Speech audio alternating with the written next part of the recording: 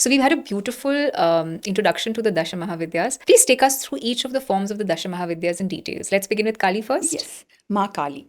She is the devourer of time. So potent that she is Mahatandava Sakshini, Mahapralaya Sakshini. She's witness.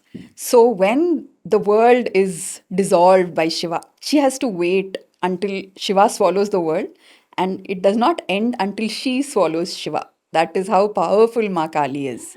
And that is why she is the devourer of time.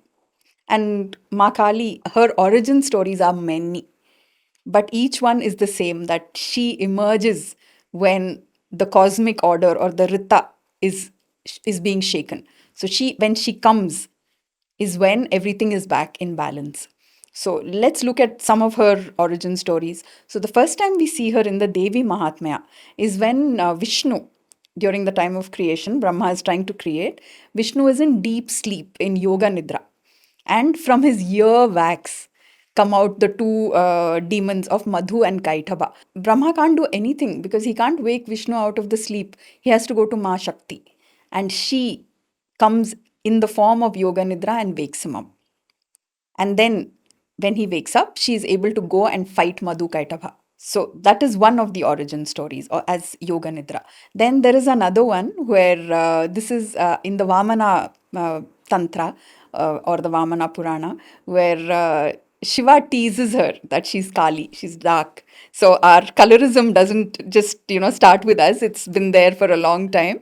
And she does so much tapasya. She gets very angry with Shiva. She does so much tapasya that she becomes Gauri, fair. Yeah. And she becomes like the manifestation of a very pretty, beautiful woman for Shiva. So that's another origin story. And then when she's in the dark form, Yeah. she's Kaushiki.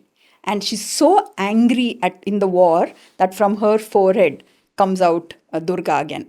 So Another form Kali, of Kali is essentially Parvati, right? We're looking at the different forms of Parvati. yes, or Sati or Parvati. So they're in different lives, in different janmas, as it were. Yeah, but they're the manifestations of the same Devi. You know, the Kali's tongue sticking out, for Yes. example, that story Yes. is a famous story because two individuals have narrated the story to me on our podcast. And they're like, she sticks her tongue out because she's going after Raktabij, the demon, trying to kill him. And then there is Shiva who comes in between, lies down, ki ab to tum marna nahi. And then she sort of, I think accidentally steps over Shiva and then sticks her tongue out thinking, oh, I've done a mistake. With Ma Kali, there is no accidental mistake because when she sticks her tongue out, it's because she has to lick off all the evil from the world. That is their way of depicting it with the Rakta Bija image, where each drop which falls needs to be licked off. And why she is not embarrassed or ashamed, it's not lajja, is because even whether she puts her right foot forward or left foot forward, pratyalida or alida has a meaning in the iconography. So if she's put her right foot forward on Shiva when she's standing, it means that it shows it's the Dakshina Marga, which is the Dakshinachara Tantra wise. And if it's the left foot forward, it's the Vama Marga. So it's all very studied, it's all wonderfully defined iconography. So it's not lajja. Why would the devourer of time have embarrassment or shame?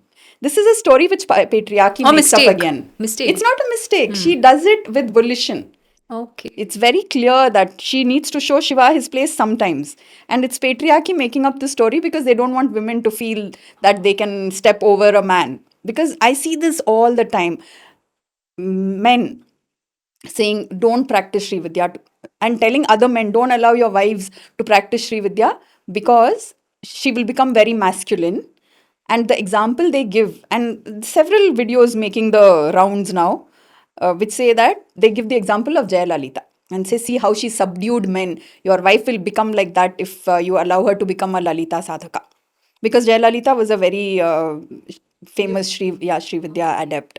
And then, of course, they tell the men, don't ever do Sri Vidya, you'll become very effeminate. And also, one very interesting thing that I discovered when I was writing my Dashamaha Vidya book was that all along, patriarchy has been telling us that all the Dashamaha Vidyas have a consort, that there is a god linked to them. But if you read where the Dashamaha Vidyas actually appear, whether it's in the Rudrayamala Tantra or the various Dashamaha Vidya Tantra texts itself, they have no consorts and they have no offspring. No children. No. Because in conventional society, we say a woman is supposedly complete if she's A, married, B, if she has a child. That's why the entire Dashamaha Vidya is subverting all of society and turning it on its head and saying that a woman is sampurna. She's complete in herself. She needs nobody to fulfill her and she needs nothing to complete her. A guna that we have to look at is not the guna that Kali embodies so much as what she's trying to remove. So for Ma Kali, when we talk of the guna, it's always that she's trying to remove the inertia, the tamas from us. So, because when she awakens, things start to move. And then when we go into the other goddesses, we will see how they then turn into Rajas and then eventually Sattva with Kamalatmika. So it's almost like a graph where you start with Tamas, and it's the same even with the Navratri. So that's why we start with Mahakali and end with Mahasaraswati. The movement from Tamas to Sattva. Why? Because that's the inherent nature of how one moves in the spiritual path. Because initially, when you start off, you're a little, not comfortable with sadhana. You don't want to spend time. You just want all the phala, you want the siddhis, but you're not willing to do the work. And that's because your mind, body, spirit, all the three together are in a state of inertia. So something has to prod you. And that is what Ma Kali brings, that she will use that prod and then move you towards action. Okay. And then further on, you will see that it goes into a Rajasic mode and then finally to bring about a balance. Okay. Okay. There are many different variations of her iconography. She's got the 50 skulls around her. There's supposed to even be embryos of babies because she's like, after all, a mother. So that and the 50 alphabets of the Sanskrit language itself. And then even the severed hands, which she wears as a skirt. Because see, we use our hands the most to do karma. So that's all the karma she's carrying for all of us that she's wearing as a belt. So each thing has a meaning and a purpose. And even her earrings, if you observe, are little embryos. Oh. Yeah. Also because it's the primordial form of True. the Devi, right? So Of- everything is in the primordial. Exactly. What is the mantra for Kali? So mantra for Kali is, of course, clean. But I would say be judicious. Let us be judicious in putting out these bijas because bijas usually need to come from a guru. But in today's world of internet, everyone can find it everywhere.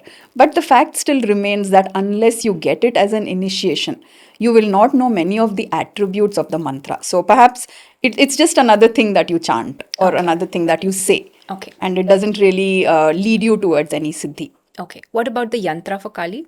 There is a Kali yantra. So each of these Devis have a specific yantra. And the most potent of all the yantras is the Shri yantra, which is the one associated with Ma Lalita Tripura Sundari, the third of the manifestations of Dashamahavidya. Because the story goes that Shiva created 64 yantras to benefit humankind. And when he offered it to humanity, Parvati, she asks, how typically a woman would ask, what's in it for me? So he says, okay, here it is. I'm giving you the one from which every other yantra can be extracted. So this is the blueprint, the cosmic blueprint. And he gives her the Shri yantra. And also this reminds me, I think this is it'll be of great interest to you. I am guiding a person who does ayahuasca retreats, and he told me that there are times when he uses the Dashamahavidya mantras to stop certain entities during the ayahuasca ceremony. So I thought that will be very interesting because he gave the example of when vampiric entities arise. He has tried the Chinnamasta mantra. His guru said to try the Chinnamasta mantra because it's the blood, the connection of vampire and blood and all of that. And he said the entity just vanished. When you say vampiric entity, what does that mean? Perhaps there's a lust for blood Oh. in the entity. When they do all this entheogenic work with the plant-based altered consciousness, a lot of things come up of these kind of entities, these kind of energies. And what happens once we imbibe Kali energy? Do we become like Kali, fierce and, mad and angry? Most certainly we do, because it's like she made us in her likeness and we then make ourselves in her likeness. It's who we worship is who we become.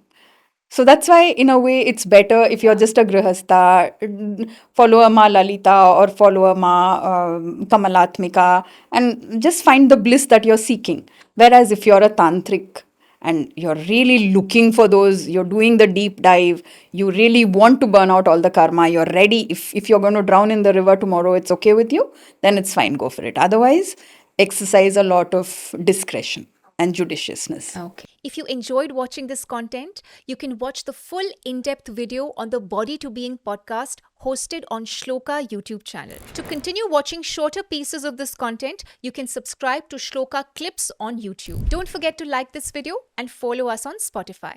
Pranam.